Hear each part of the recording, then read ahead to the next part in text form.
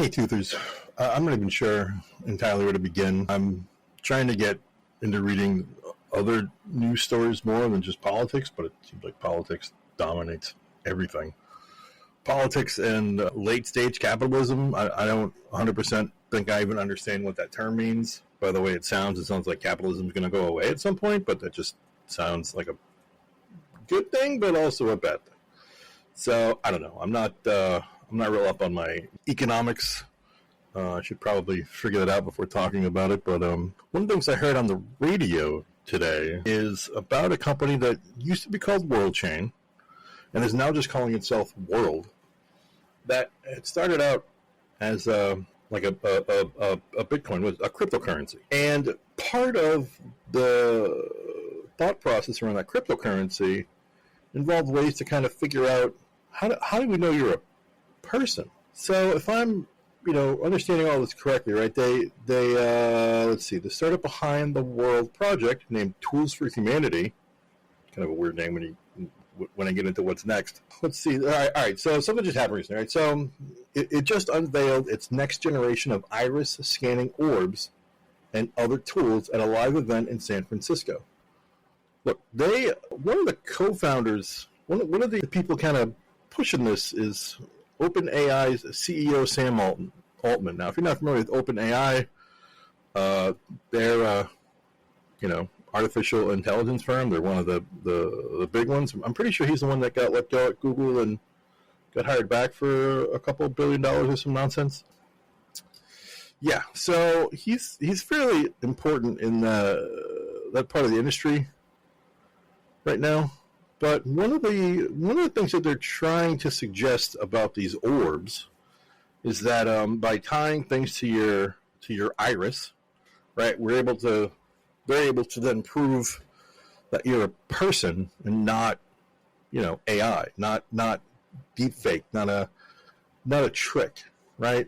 And it was supposed to be used as like a security measure for their WorldCoin, but that never actually happened. But they're really pushing these orbs. They're really pushing this concept because they claim that the way that Altman's OpenAI company is working on will one day make it impossible to tell whether you were talking to a human online. So they're looking at what they're calling human verification services, which they're still going to leverage blockchain, which is a method of like mass storing data encrypted across a bunch of computers, so there isn't kind of that one throat to choke. I mean, if you look at the data breaches, it's really just, who's the weakest link in the chain for hackers to get their hands on. I mean, it's flipping through, let's see, the 5 largest data breaches of this year so far. Hacking group claims to have stolen 2.7 billion personal records, right? Data includes social security numbers. So there's a pretty good chance that our personal, identifiable information is out on the dark web. And to explain the dark web very generically, because it's kind of all I remember about it, honestly, I've never spent time on the dark web, but, Google probes probably maybe a quarter of what's actually available on the internet. And the dark web usually involves some form of a program, like a virtual private network program, a VPN, that will connect you to some of these services and some of these servers that are not listed on the internet. They don't have web pages. They have just numbers, just IP addresses that you type in, right? And you have to know where to go to find this stuff. You either you meet somebody or you start digging through some of these forums, these 4chan and 8chan, and I think Reddit for a while had a problem, had a bigger problem. They probably still have some of it, but they had a bigger problem before. So there are ways to find how to get access to this stuff. But you got to know it's a commitment. You're not just you can't just Google it, literally. The dark web is some scary stuff going on. I won't even bother going into all the stuff that you can find, you can locate, you can purchase. I know we talk about how X is kind of the dregs of humanity. They're amateurs compared to some of what you can get your hands on the dark web. The people posting on Twitter are just mostly idiots. Anyway, That's a pretty big divergence. But the let's see. Sorry, well, yeah. All right. So there are some governments around the world that are having trouble with this because it sounds kind of personal. Why does a company need to map my eyeball to prove who I am? Like, to who? I mean, what are they going to do with that information, right? I mean, I'm pretty sure there was a similar concern when we started talking about facial recognition software and how, you know, people were being identified through protests and stuff as far as who they were. And the myth about China's social credit system, where they're tracking everybody's everything and deciding whether they're, you know, good for society or not. That's actually not true. It is really about enforcing just their laws. I mean, look, I'm not trying to talk up, you know, China's communist system, but they try to figure out how to make, you know, there's a lot of rural area in China and not everybody's got paperwork. So they had to figure out a way to try to make it like to build a history for them. So, but what's compelling about that story, about the Western media, the way that it's been presented to us, that they're watching what people are doing and deciding what these punishments are. I mean, it's really strange that the communist state of China is not doing that, but the freedom-loving American United States thinks that that's something that could happen. And like when you start to see where people's minds go. I mean, look, I'm a creative writer, I guess. I mean, I'm a creative thinker anyway, and I don't espouse all the things that go through my brain, because some of them are terrible.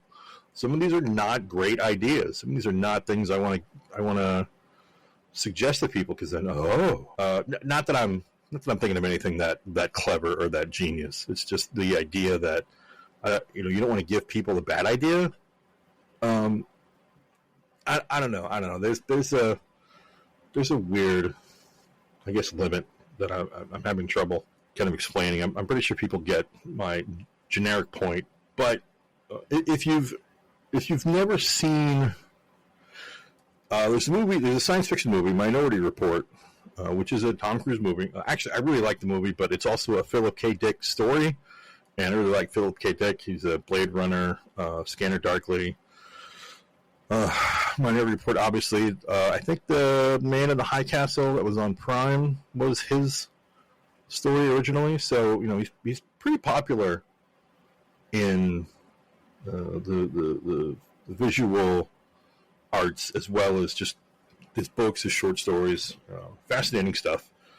But there's this scene in Minority Report that I was thinking about when I was listening to this on the radio, and it's when Tom Cruise's character is on the run, and he ends up in like a shopping center, and the machines, they're kind of blinking, and they're scanning his eyeballs, and they're saying his name, and they're trying to sell him stuff, right? So you think about targeted pop-up ads, you think about all the information that's being gathered constantly by YouTube and Facebook and Google and all of these like large sites. Because if you think about what people are using on the internet these days, it's a handful of social media sites, and then kind of targeted things that they're interested in, right? But by and large, we're looking at Reddit, Twitter, or X, or whatever the hell, the Elon Musk fiasco. Maybe should we call it that? The Musk. I got to come up with a better name, some kind of insulting name for it. The metaverse, I guess, the Google and all their companies, right? It's a lot of these large conglomerations that we flock to, because that's who owns everything. That's who's doing everything. I mean, we say we don't look something up on the internet, we Google it, right? In some ways you'd think it would be depleting the intellectual property ideas of Google, but at the same time, it's part of the zeitgeist, it's part of our common tongue, so it's the first thing we're going to think of. So in that respect, it's really good for Google, but I work with a patent attorney who did actually spend time at Velcro, and she was a big fan of it's hook and loop. If it's not Velcro brand, it's hook and loop. I'm like, Denise, you get paid a lot of money to tell people that. Yes, I do. She's very proud of that. She was a hoot. So, God, where was I? So the point, I mean, kind of the point being is, that, you know, you think about the pop-up ads that you get now that you don't like. You think about the weird commercials you get out of YouTube, or some of the spam mail that you get. Like, you know, it feels like you think something, and then 5 minutes later, it's being advertised to you, right? It's getting to that kind of weird level. Now, imagine that street level. Imagine that everywhere you go, right? Having something click, blink, take your picture, and go, oh, you like horses and bunnies. Would you like to buy this stuffed horse and bunny set? The bunny's riding the horse because the bunny is riding off to war with not other bunnies, but probably like raccoons. Even though they live in kind of different areas, different levels of the forest, they still fight because the squirrels have convinced them that they're each other's enemies. You know, I mean, that's what my brain does, by the way. Like I said, not great ideas. This is what my brain does. But that, in and of itself, I find annoying and kind of terrifying. The idea that they would have all of that stuff tied together, right? I mean, that's if you look at what these companies do with the data they're generating. I mean, that's what it is. They're selling advertising. They're making their money not because we go to their site and we use their services. It's because there's people that are willing to pay them for data to then, you know, whether it's hyper generic or hyper focused, right? I mean, okay, you know, according to our records, you're this age range, and you perform these kind of searches and you watch these kind of videos for this amount of time. You may be interested in some of these products, which I always thought was weird, because for a long time I'm convinced Facebook thought that I was a woman. So I don't know what I was searching for that would make them think that. Anyway, you know, that concept I find terrifying, let alone any of the other implications, right? I mean, you think about that idea that we're being told about China. Well, what if our government decides to do that? What if whoever's in charge decides that this is a great idea, right? And I know I keep jumping on the Trump's a fascist bandwagon, but he fucking is. He is a real problem. And he will not be the last of his kind at this point. There's too much momentum for the far right to just, you know, lose in November and be like, oh, well, we better just pick up shop and go somewhere else. No, they're going to try harder. They're going to do more stuff. I'm watching enough videos about the different kind of tactics that they can do to slow the election, to create complications. I mean, if you look at the history of the GOP, especially for the last 10, 20 years, it seems like the only way they can really win elections is by, you know, gerrymandering districts to disenfranchise voters, right? They aren't focused on having an actual plan for people. They're so ingratiated by the lobbying money that it's so hard to have anybody that really wants to do a whole lot to move the country forward in a progressive way, not left progressive, just, you know, progress, right? Just forward. Because the conservative movement of late seems to want to go backward, like not just stop, they want to go backward. And I know not everybody who wants to vote Republican is that way, and not everyone who is voting Democrat wants all the same stuff I want. But the point is we could get real creative people in the government to use this stuff, to use this kind of technology against us. And you know, and I don't feel like a conspiracy theorist on this, given what we've seen the FBI doing, you know, the CIA doing. I mean, we have the NSA spying on us, right? I mean, these are all things that we have been made aware of. These are all things that we know has taken place. The government has leveraged technology to keep an eye on us. So this is not new, but it is terrifying to me, I guess, just to see how the technology is evolving and how, you know, it's being branded as a security feature, as a way to help beat, you know, deep fake. And actually, I think one of the guys, either as part of Tools for Humanity or Sam Altman or somebody, they're working on shoot, I think they call it Deep Face. Yeah. So Tools for Humanity unveiled Deep Face, an attempt to combat online deepfakes and impersonation using the company's human verification services, right? So it's all around this idea that, hey, get these orbs, let's scan your eyeballs, we'll protect you, we'll protect your personal identity from the machines that have been built by other people to mess with you, right? I mean, there was a guy who was it in New Hampshire? I think it was in New Hampshire, where he got fined and maybe some jail time for those deep fake calls of Joe Biden calling up people, telling them not to vote, which, I don't know why anybody would believe that the president at the time, who was running for re-election, would call up and be like, don't vote. But, people believe, I don't know, what they believe, what makes sense to them, what they think is on their side or agrees with their existing biases. It's tough to be skeptical without doing a whole bunch of work. I mean, the China thing, the social credit system, I thought that was probably true until I was reading about it before talking about it here. I'm like, I want to look into this, figure out what this is, and it's like, oh, that's not what it's for. That's not what they're actually doing.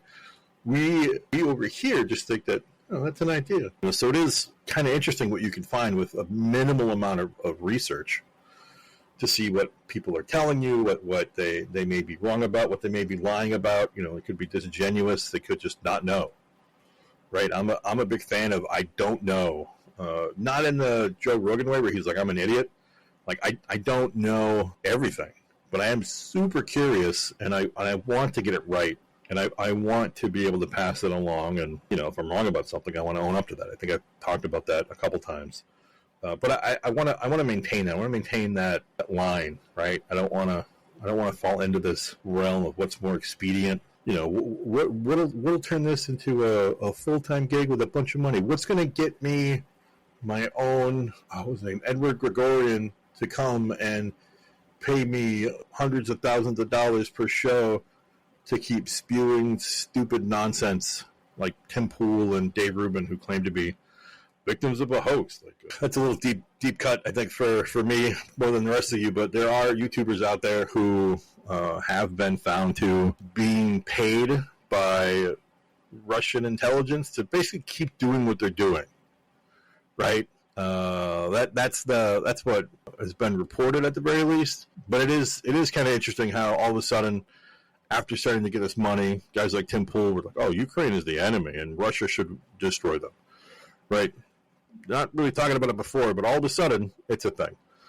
So I don't know, but I don't want to be one of those people. I mean, sure, I'd love to have a compound in the middle of nowhere where I could have just the people I want to have come over, and live a certain amount of luxury just for talking. But I don't know. I guess I like, even though I'm a atheist, I like my soul. Like I don't feel like selling it to get there. I don't know. Maybe I'm dumb. But at any rate, where was it? Yeah. So, look, and the technology thing. All right. So, for those of you who are not aware, which there may be some of you, I do have over 2 decades in IT work. Right. I've done system administration, network administration. I've fixed computers. I've been doing this since the end of the 1900s. Right. I feel pretty old in that respect. And the career shifted a little kind of over time, but I'm still in technology to some extent, and I still get questions asked about computers, which, good luck. I don't really know anymore, but I can still do some things. But I've also been not the early adopter. When we started talking about smartphones at work, I'm like, what? When phones got cameras, I'm like, why? I was such an old man. Like, why do I need a camera on my phone when I have a camera? Like, we bought a $600 camera to take really good pictures, and now I can take pictures on my phone. They weren't great quality, but still, just the idea of it was bothersome to me. And then the whole iPhone thing kind of happened, and I was like, why do I need all of this? Like, why can't I just keep the keep the BlackBerry? Why don't I just keep the BlackBerry? It's got a keyboard. I can get email out. Like, I can do the stuff I need to there. And nope, that was good enough. So then I became the test monkey at one of the jobs for all of the different types of phones. So I've gone through, iPhones. I've gone through, Android phones. I went through a Palm had a phone, which is actually pretty decent. I did the Windows phone, which I kind of liked as well. But, so when the hate started coming out about iPhone versus Android, I don't care. Like, will the phone do what you need it to get you through your day? Fine. Who gives a shit? I do miss the full keyboard on the BlackBerry, though. That was pretty nice. I did like that. Make it harder, I think, for me to fat finger things or fat thumb things when I'm texting, because there's some words I can never quite get right when I'm texting, and it's infuriating. Okay, so I've been pretty resistant on advancing technologically. I mean, I don't know. Some of it's just out of annoyance and just more. It's got to do more. Like, why isn't this enough? So, I know that I probably still kind of sound like that old man who's like, why, back in my day we didn't do this. Back in your day we did dumber stuff and everything took longer. But I think stuff like this, it just lends itself to a feeling of less freedom, a feeling of that more Big Brother, that more 1984 George Orwell stuff, right? Where it feels like capitalism is just fueling a decrease in like a real democracy and a real republic and real freedom, all in the guise of security and financial stability, and how do we protect you from the stuff we've created without giving you more stuff that we're going to create. It feels like circular logic to me, and people are either super excited or I don't know, they are doesn't matter, right? Like, well, it's not going to affect my day to day, and I've been that guy before too. Like, why don't I have anything to I don't have anything to hide, but that's still not the point. That's not why we don't want these things. Like, why should so many companies have access to so much information about us? I was watching a video talking about how some of these algorithms work, and a lot of these companies know more about us than we know about ourselves, because frankly the computers are going to remember better than we are, and they're going to know how to leverage that and manipulate things and do stuff to us, for us, with us, mostly to us. So I don't know. I mean, I don't even know what can be done. I mean, they've already brought up this equipment. They've already got 7 million people that have been scanned. They want to scan more, and I doubt this is the only thing that we should be kind of concerned about, but I don't know what to do about it. And I'm not a huge fan of contributing to the fear, but I don't know. I feel compelled to raise the red flag on this just because I heard it and it got me real nervous. Yeah, I don't know. Like I said, technology. What are we doing with it, right? And why are we doing what we're doing with it? And what is that? How does that benefit us? We live in one of the richest nations on the planet. We've got people that are homeless. That there are enough people out there who say that it's their fault, without really understanding how capitalism screws them, how the government screws them, how there are systems in place that make it harder to get out of some of those holes. And, life happens, right? Not every trajectory is going up, and not every trajectory can just be worked through and you can just succeed. That's just not, it's not reality. That's not how any of this works. I mean, it may have worked when everybody was, a farmer. And even then, drought is a problem. Infestation is a problem. If you live near salt water and salt water ends up in your farm, you've got, your farm's dead, right? I mean, things happen, and it's not in our control.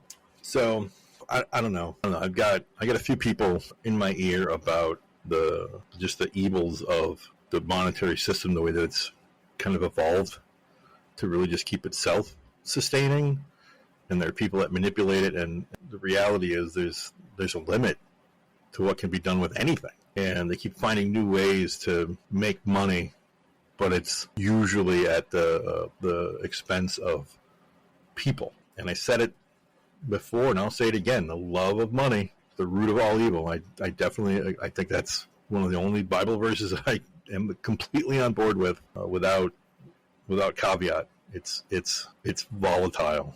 Yeah, I gotta find happier stuff to talk about. I think I feel like I'm just dragging everyone down. Maybe that's why everything is dental related for me, because it's never quite a fun trip. There's always some drilling going on, and I don't even supply laughing gas, which is great, by the way. If you're at the dentist and they give you laughing gas and it's flavored, oh my god, that used to be the best.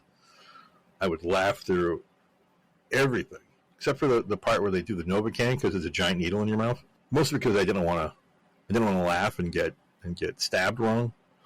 So, but they'd stab me. I'd be perfectly still. They put in the shot and they take it out and they're like, "Hi," and I'd laugh, be like, "Oh, that sucked," and I'd keep laughing, but it was not pleasant. So,